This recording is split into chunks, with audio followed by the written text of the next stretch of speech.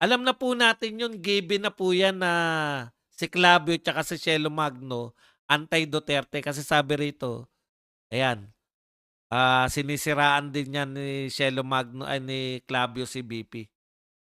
Tama po yun kasi anti-Duterte sila, wala naman tayong problema dun, eh, pero nagkukunwari silang anti-corruption, eh. Bakit?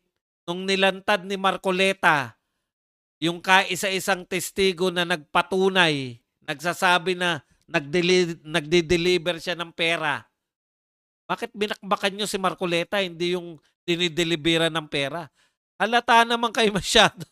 Wala pa nga nagsasabi na hindi totoo yan. Diyos ko, halata naman kayo masyado. Wala po siyang kinalaman, sir. Hinayaan lang niya na kukuha ng basura si Saldi. Siya po hindi lahat. Correct.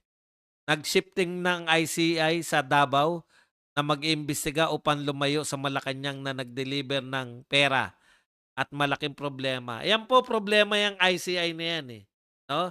Yung hindi nila kayang gawin sa Congress, ICI na po ang gagawa.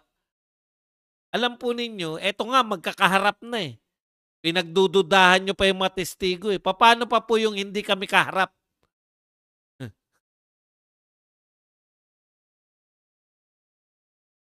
Ayaw nila masira ang investigasyon ni Lacson, boss, dahil gusto nila papunta at ma-divert sa mga Duterte ang investigasyon. Ang ICI ngayon halos panahon ni PRRD na ang iniimbestigahan.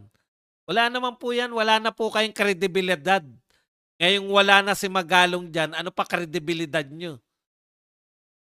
Kaya may akap dahil ni speaker, kaya may tupad dahil si speaker. Reaction mo sa pagre-resign ni Mayor Magalong? Eh, dapat lang mag-resign siya kasi ginagamit lang naman siya para may prestige yung ICI na yan, eh. Ngayon yung ICI, wala na lang, parang pangkaraniwang ano na lang yan. Parang mga pangkaraniwang ahensya na lang na wala rin silbi. Boss Badong, magkano kaya bayad kay Arnold Balabagan Clavio? Grabe. Ang purpose ng Soto at Lacson, pinalitan si Marcoleta at Chis para pagtakpan sila. Romualdez et al. Hindi para mawala ang korupsyon. Correct. Good morning po. Okay, buds. Jacob Serot.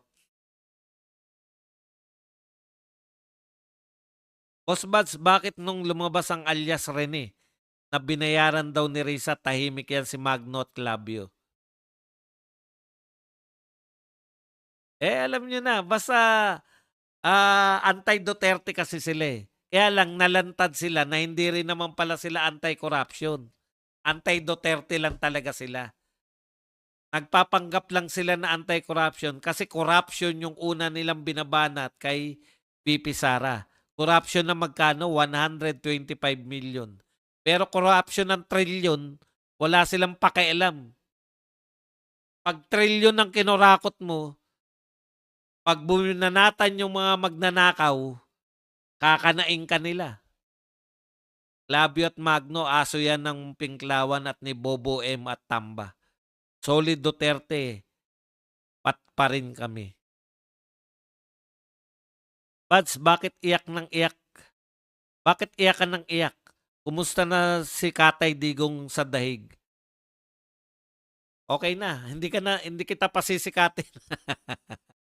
Sige, cool, tambay ka lang diyan.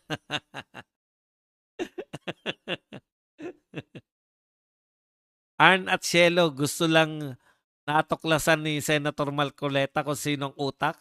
Pero siya pa ang binabanatan nyo, samantalang tinuturo si Martin at Saldi nyo, di nyo binabanatan, walang kwentang talino nyo. Einar Ramos, present, Odd Smith, si Lacson bumabanat patalikod. Ano ibig sabihin ng banat patalikod? Clavio, no integrity, no hair. Sir, nahimatay si Tatay Digong, hindi pinaalam sa mga anak. Chorenda Misa. Kaya may araw din yung mga yan, eh. Talagang ginagawa nyo. Mamaya po, yan yung topic natin. Yung interview ni Erwin Tulfo naman tsaka to yung kay Tatay Digong.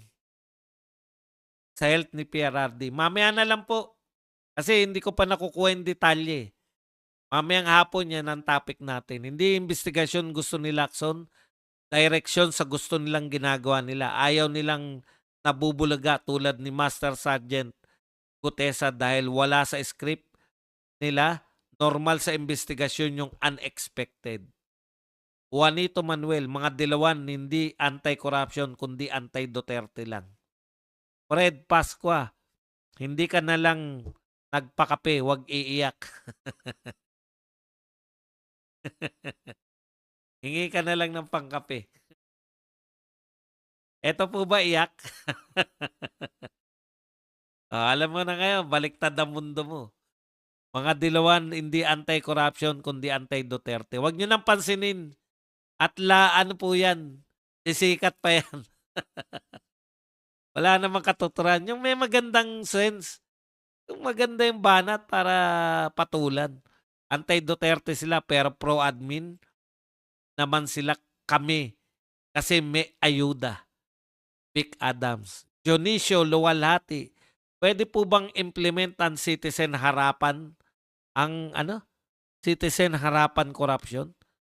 Pwede po bang implement? Hindi ko naintindihan yung citizen harapan corruption. Raul Dorado, kasi si Mayor Magalong nag-resign baka dahil dyan sa malaking pangalan na yan at doon sa kamag-anak na ayaw ipabanggit.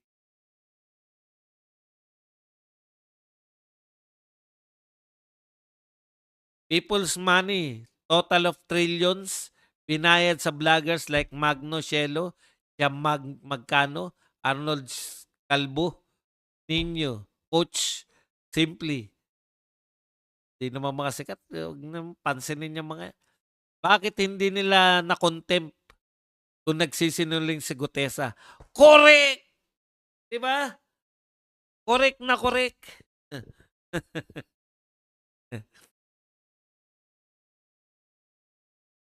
Ginamit lang si Magalong para lang magkaroon kahit papano ng kredibilidad at mukhang kapani-paniwala ang ICI. Ngayon, wala na po yan. Ano pa silbi niyan?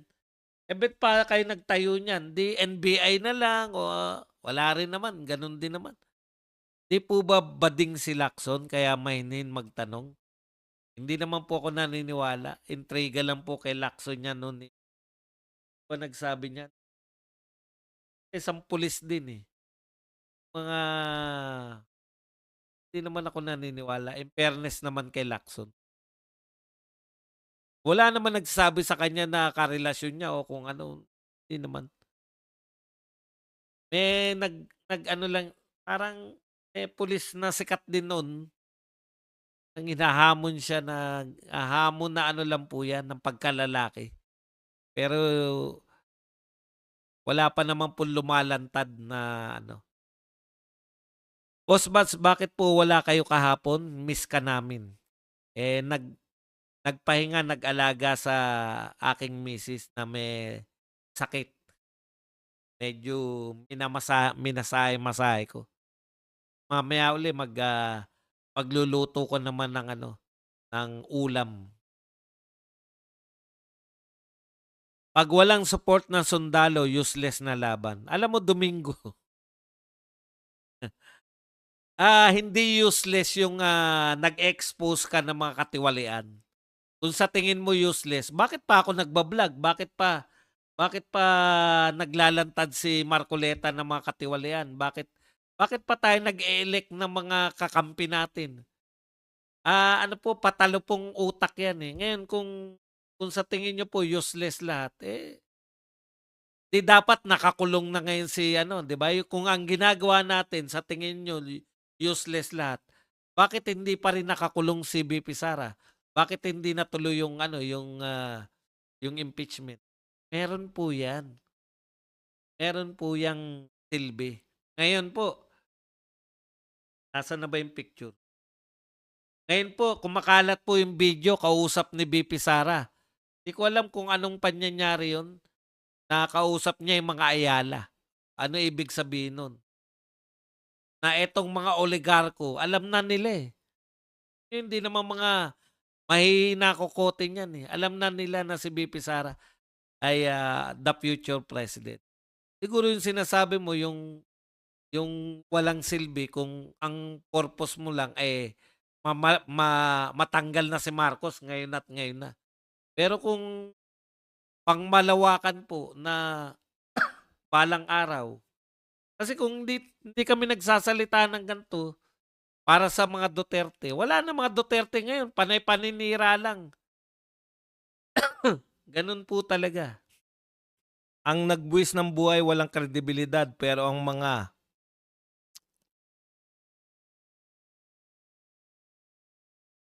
magnanakaw ng buwis may kredibilidad.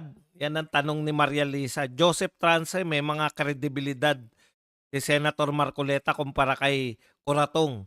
Marami siyang katiwalian noon, nilabasan nga ng warrant noon sa Dacer Corbito case. Virgilio Peguero, NPA naman ito si Magno.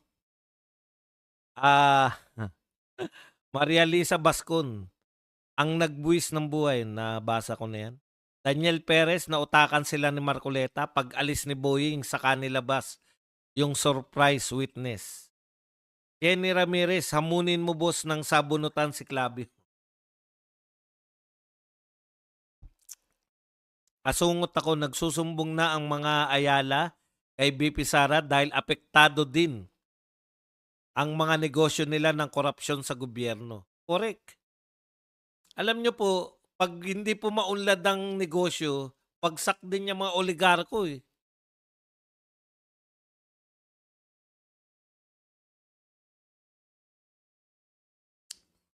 Nomar, boss ba daw pag minamasahe mo si Mrs., na-transfer sa iyo yung iniinda niya? Pwera na lang kung hilot ka. Hilot po ako eh. Siguro nagmana ako ng mga lolo ko kasi may sa hilot eh. Obvious naman pinagtatakpan si Romualdez ng Blue Ribbon Committee. Pansin ko lang po yung panahon ni Tatay Digong, napakatunog ng saluting human rights. Pero ngayon sa Panasonic ng mga addicts, wala naman pong ingay. So it means na ginagamit lamang nila sa mga Duterte. Tama po kayo. Hanggang ngayon ba naniniwala pa kayo dyan sa mga dilawan na yan? Yung mga yan, oportunista rin yan. Pag naupo naman sa kapangyarihan, wala rin po. Thank you very much po sa atin lahat. Naka 1,000 likes na tayo. Nakadalawang presidente na po tayo na Aquino. Pwede ba? Tigil-tigilan na nila yung mga kapapanggap nila na sila ay natitino tayo sa mga dilawan. Siguro naman buhay na kayo nung Aquino. O yan po ang mga dilawan, ganyan, wala rin namang. Dapat ibalik si Senator Marcoleta sa Blue Ribbon, di kaya ni Lacson. Pag legal ng usapin, di niya kaya maibigay ang immediate answer, laging magtatanong tayo sa abogado. Yun na nga po yun, di ba? Yun po yung problema eh. Kaso nga, kaya nga tinanggal nila Marcoleta yan. Kasi nga, si Marcoleta, tapat sa bureau. Hindi. Pag sinabi nyong iimbestigahan natin, gusto nating malaman, mapanagot yung mga mapapanagot. Putya, tinototoo mo kasi Marcoleta eh.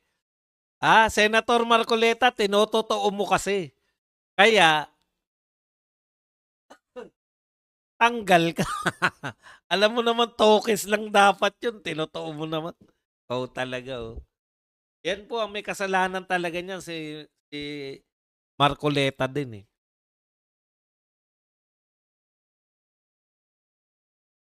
Hindi niya maunawaan yung pagkakaiba ng tokis at katotohanan. Boss Buds, bakit sila sabi ng kasuhan si Gutesa at Marcoleta, di naman nila ginagawang press release? Lang kaya alam nila na mayayari sila pag inasuhan nila. Tsaka si Marcoleta mapagpatol. Huwag kayong mag-alala, papatulang kayo lahat. Yung mga sinasabi lang nila sa labas ng Senado eh.